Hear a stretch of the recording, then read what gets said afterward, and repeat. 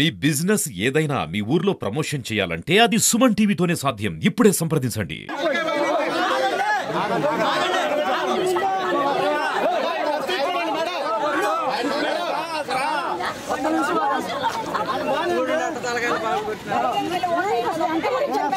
Madam కత్తులు తీసుకొస్తున్నారు madam.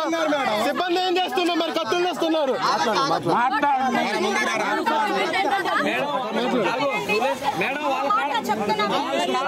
ఈ పరిస్థితి చూడండి. కత్తులు తీసుకొస్తున్నారు మేడం. సిబ్బంది ఏం చేస్తున్నారు? మాకు రక్షణ లేదు.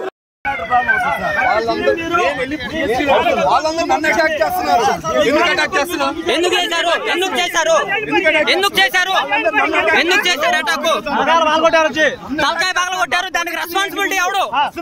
తలకాయ పగల కొట్టాడు, రెస్పాన్సిబిలిటీ ఎవరు? తలకాయలు పగల కొట్టి రెస్పాన్సిబిలిటీ నర్సాపేట నుంచి వచ్చి ఇక్కడ గొడవలు చేయడానిక? రౌడీ లాగా వస్తున్నారు. తీసుకొని ఏం చేస్తావు చేసుకొని? తలకాయ పగల కొట్టాడు. ఇప్పుడు రెస్పాన్సిబిలిటీ ఎవరు? తలకాయ పగల కొట్టాడు, రెస్పాన్సిబిలిటీ ఎవరు? తలకాయ పగల కొట్టారు, రెస్పాన్సిబిలిటీ ఎవరు? తలకాయ ఎవరు దొబ్బింది? ప్రమాణం చేస్తా. నేను దొబ్బాను అంటే ప్రమాణం చేస్తా. తీసుకోరా. ప్రమాణం చేస్తా. నేను దొబ్బాను అంటే ప్రమాణం చేస్తా. ఎవరో తీసుకుంటండి. నేను దొబ్బాను అంటే ప్రమాణం చేస్తా.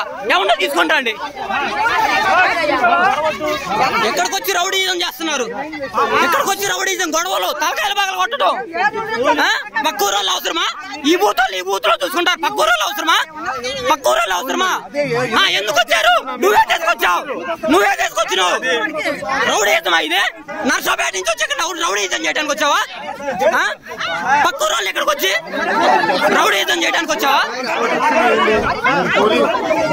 మీరు వెళ్ళడానికి లేదు. పోలీస్ ఫోర్స్ వచ్చే వరకు వెళ్ళడానికి లేదు. పోలీసు వచ్చే వరకు బూత్ లోకి వెళ్ళడానికి లేదు. పోలీసులు వచ్చి ప్రశాంతంగా ఓటింగ్ జరిగే వరకు ఎవడో బూత్ లోకి వెళ్ళడానికి లేదు. పోలీసు వచ్చి ప్రశాంతంగా పోలీసు వచ్చి ఫోర్స్ దగ్గరుండి ఎవడైనా ఎలక్షన్ జరిగే అక్కడి నుంచి వచ్చి తలకాల్సిన అవసరం ఏంటి? బూత్ లోకి వెళ్ళే పనే లేదు.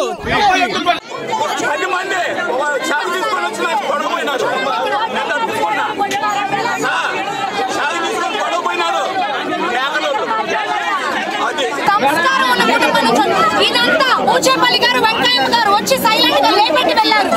నా మీద ఇక్కడ తల మీద తీసుకొచ్చారు. కత్తులు తీసుకొని తిరుగుతున్నారు. చెవులు కట్ చేస్తున్నారు. జుట్టు పట్టుకొని లాగుతున్నారు. ఇక్కడ పోలింగ్ క్యాన్సిల్ చేయాలి. కలెక్టర్ యాక్షన్ తీసుకోవాలి. వాళ్ళకి నేను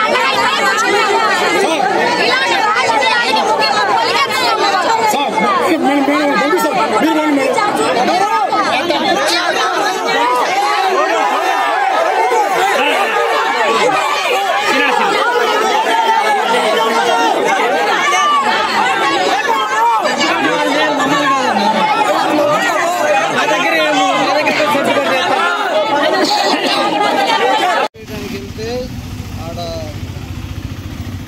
అనే ఒక అతను నన్ను గాయపరిచాడు.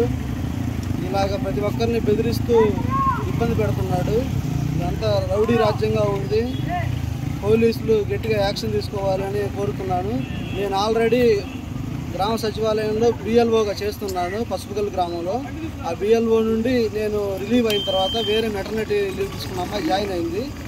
ఆ తర్వాత ఈఆర్ఓ సార్ గారి నెంబర్ నా దగ్గర ఉంటే నిన్న రాత్రి ఈఆర్ఓ సార్ గారికి చెప్పాను, మా ఊర్లో అల్లర్లు జరుగుతున్నాయి, ఎవరన్నా వెళ్తున్నా వస్తున్నా గొడవలు జరుగుతున్నాయి, రక్షణ ఎక్కువ కల్పించాలి సార్ అని చెప్తే నేను డిఎస్పీ గారికి చెప్తానని ఈఆర్ఓ సార్ చెప్పారు.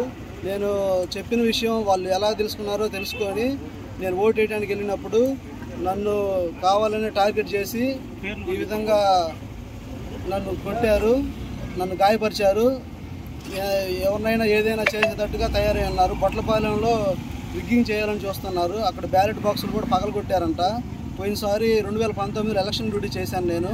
ఈసారి నేను మామూలుగా గ్రామంలోనే ఉండి ఓటు వేసుకుందామని, నా ఓటు హక్కును వినియోగించుకుందామని నేను వెళ్తే ఈరోజు నాకు ఈ రకంగా చేశారు, గాయపరిచారు. నా మీద దాడి చేసిన వాళ్ళ పేర్లు నాకు కొంచెం మైకంగా ఉండి వాళ్ళ పేర్లు గుర్తులేదు.